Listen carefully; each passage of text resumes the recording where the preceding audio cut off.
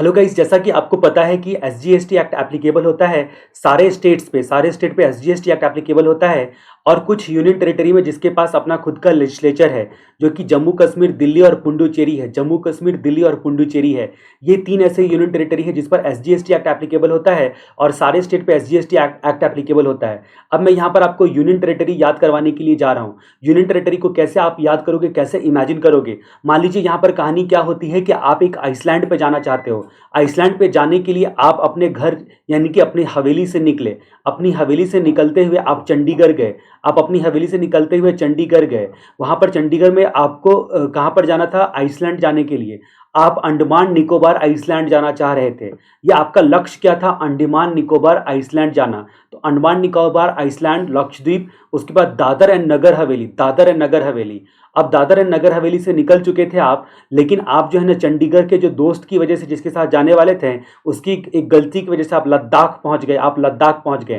तो जी हाँ, Ladakh union territory के डिफिनेशन में अलग से ऐड किया गया है रिसेंटली। ठीक है, अब यहाँ पर बात करते हैं कि दादर एंड नगर हवेली के साथ साथ एक वर्ड और भी आ गया है, दमन एंड दीव। पहले दमन एंड दीव अलग यूनियन टेरिटरी था, लेकिन अभी दादर एंड नगर हवेली के साथ साथ दमन एंड दीव आपका जो एक यूनियन टेरिटरी हो गया।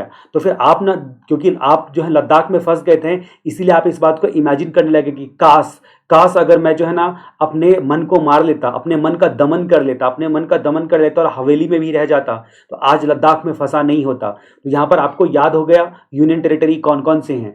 Andaman Nicobar Iceland, Lakshadweep, Dadar and Nagar Haveli and Daman and Diu, ये एक ही सिंगल यूनियन टेरिटरी ये दोनों हो गया। इतना बड़ा नाम सिंगल यूनियन टेरिटरी का, Dadar and Nagar Haveli and Daman and Diu. यानी कि ये दोनों आपस में अगर सप्लाई करते हैं ना, ये दोनों जगह पर, तो फिर वो इंट्रा स्टेट सप्लाई ही माना जाएगा, विद इन स्टेट ही माना जाएगा, अगर यहाँ पर दादर एंड नगर हवेली और दमन एंड दीव के बीच में सप्लाई होता है तो। दूसरी बात कि ये एक ही यूनियन टेरिटरी हो गया, तो इसका मतलब यहाँ पर टर्नओवर की वजह से जो सेक्शन 22 के हिसाब से जो रजिस्ट्रेशन लेना पड़ता है, वहां पर अगर लिमिट एक्सीड कर गया तो आपको सिंगल रजिस्ट्रेशन लेना मैंडेटरी होता है।